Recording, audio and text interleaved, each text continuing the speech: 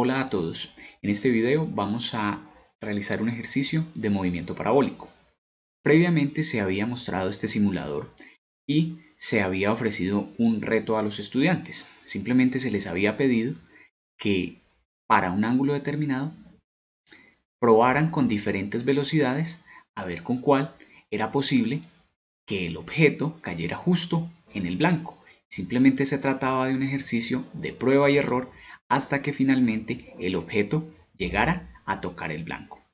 Sin embargo, la física nos permite predecir estos resultados. Nos permite entonces determinar esta velocidad sin tener que estar probando con todas las velocidades del simulador. Por supuesto, en la vida real son las matemáticas y la física las que permiten entonces con cálculos exactos determinar cuáles son, por supuesto, los parámetros que deben usarse, tanto en construcción, tanto en el diseño de diferentes obras de ingeniería.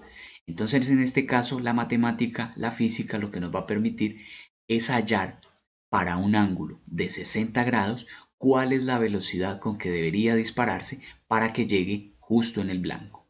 Simplemente vamos a necesitar el dato del ángulo y tener en cuenta que el blanco está a 15 metros de distancia. Tenemos entonces planteado el ejercicio en que se dice elija un ángulo cualquiera para la inclinación del cañón. En este caso hemos elegido un ángulo de 60 grados y encuentre analíticamente la velocidad con que debería ser lanzado para llegar al suelo y quede en el blanco.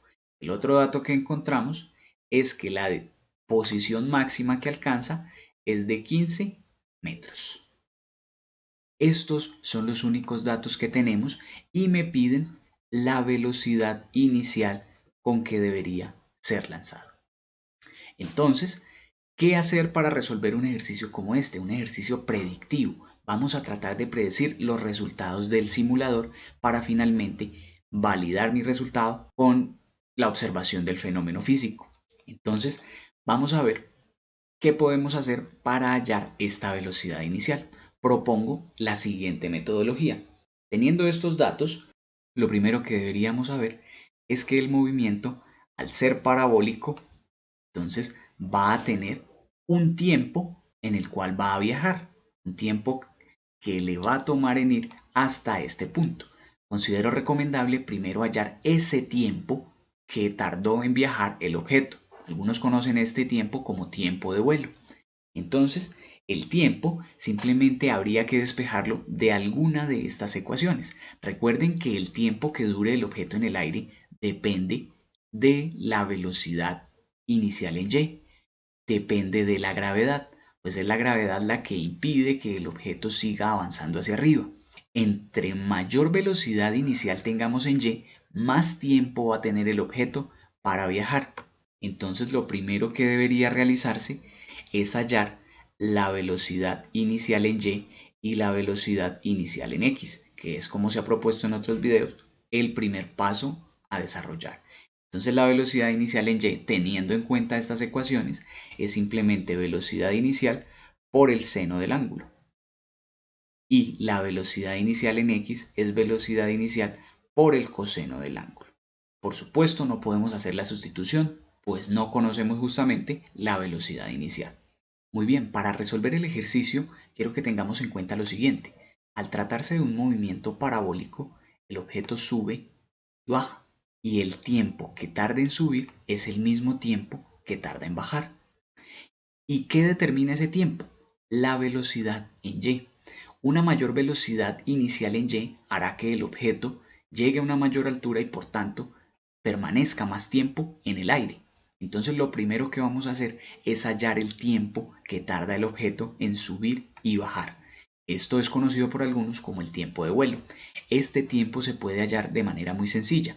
¿Qué debemos tener en cuenta? Que la velocidad inicial en y sería este dato y la velocidad cuando llega a su altura máxima, es decir, a este punto, sabemos que la gravedad disminuye y disminuye la velocidad hasta que en este punto se hace cero para empezar a bajar. O sea que conocemos la velocidad en y en la altura máxima. Entonces tenemos velocidad inicial en y tenemos la velocidad. Podríamos hallar el tiempo, por tanto, con la primera ecuación. Simplemente tendríamos velocidad en y igual a velocidad inicial más la gravedad por el tiempo. Para despejar el tiempo, simplemente esta velocidad inicial en y pasa a restar y la gravedad que está multiplicando va a pasar a dividir. Y me queda de esta manera. Vamos a sustituir los datos, pero tengamos en cuenta que no conocemos la velocidad inicial. Para simplificar, lo único que vamos a hacer es sustituir esta velocidad en y porque es igual a 0. De manera que si esto es 0, nos quedaría menos velocidad inicial en y sobre la gravedad igual al tiempo. Como nuestra incógnita es la velocidad inicial, deberíamos dejar los términos con la velocidad inicial. Es decir, que vamos a sustituir velocidad inicial en y por lo que tenemos aquí. Y me quedaría menos velocidad inicial por seno del ángulo dividido la gravedad, y esto es el tiempo. Y para cualquier caso, este va a ser el tiempo que va a tardar el objeto en subir. Y sabemos que exactamente el mismo tiempo que tarda en subir es el tiempo que tarda en bajar. O sea, que el tiempo total simplemente sería multiplicar esta cantidad por 2. De manera que tenemos menos 2 por la velocidad inicial por el seno del ángulo dividido la gravedad. Este es el conocido tiempo de vuelo y simplemente es cuánto tarda el objeto en subir y bajar para volver a llegar al suelo. Tenemos entonces una primera ecuación para poder usar este dato de la máxima posición que alcanza el objeto. Deberíamos entonces usar esta ecuación, es decir que tenemos una segunda ecuación aquí. Tenemos entonces dos ecuaciones y fíjense cuáles son los datos desconocidos. Hemos dicho que x sub 0 en general se puede asumir como 0 y tendríamos que la velocidad en x debería también quedar en términos de la velocidad inicial. Entonces sabemos que cuando el objeto llegue hasta acá, si queremos hallar justamente ese dato, ese va a ser el tiempo total. Y cuando haya transcurrido ese tiempo, x va a ser igual a 15 metros. Es decir, cuando el objeto llega al suelo.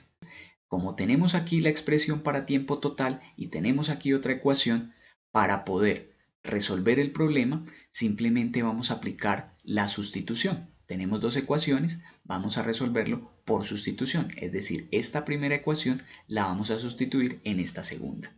Simplemente ponemos todos los datos, x igual a x sub 0 más la velocidad en x, y vamos a multiplicar por el tiempo total, pero usando este término. Como tiempo total es igual a esto, pues también lo podemos poner de esta manera.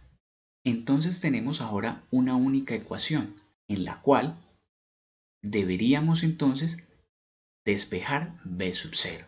Para ello vamos a reemplazar también esta velocidad por lo que tenemos aquí. Recordemos que la velocidad horizontal nunca cambia, es decir que la velocidad en x en cualquier momento va a ser igual a la expresión inicial. Al sustituir se tendría algo como esto. Simplemente velocidad en x lo cambio por velocidad inicial por el coseno del ángulo y se multiplica por este mismo término.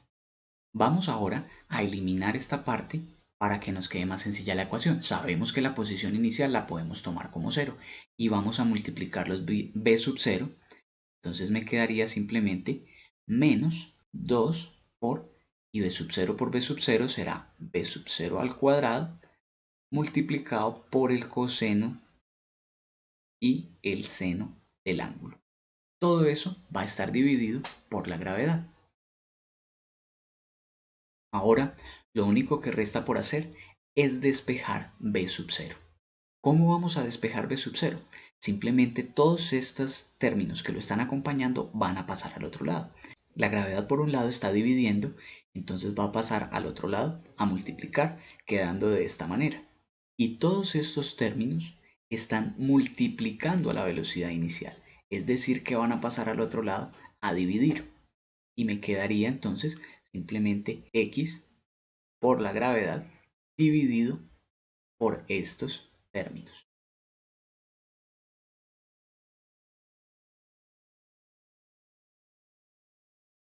Finalmente, para eliminar este cuadrado, vamos a sacar raíz a todo este término. Esta finalmente va a ser la forma de la ecuación que me permite hallar la velocidad inicial en términos de esa distancia a la que se encuentra el objetivo o el blanco y el ángulo con que se ha lanzado. Entonces vamos a intentar reemplazar por los datos que tenemos actualmente. Un ángulo de 60 grados y una máxima posición horizontal de 15 metros. Al sustituir tenemos entonces que x es igual a 15 metros y multiplicado por el valor de la gravedad. Vamos a poner el valor exacto debido a que necesitamos contrastar nuestros resultados con el simulador y el simulador trabaja con una gravedad exacta de menos 9,81 metros por segundo al cuadrado, dividido menos 2 por el coseno de 60 grados por el seno de 60 grados. Todo esto es igual a la velocidad inicial. Entonces debemos hacer la operación, tengamos en cuenta que este menos se va a cancelar con este menos y entonces obtenemos un resultado positivo.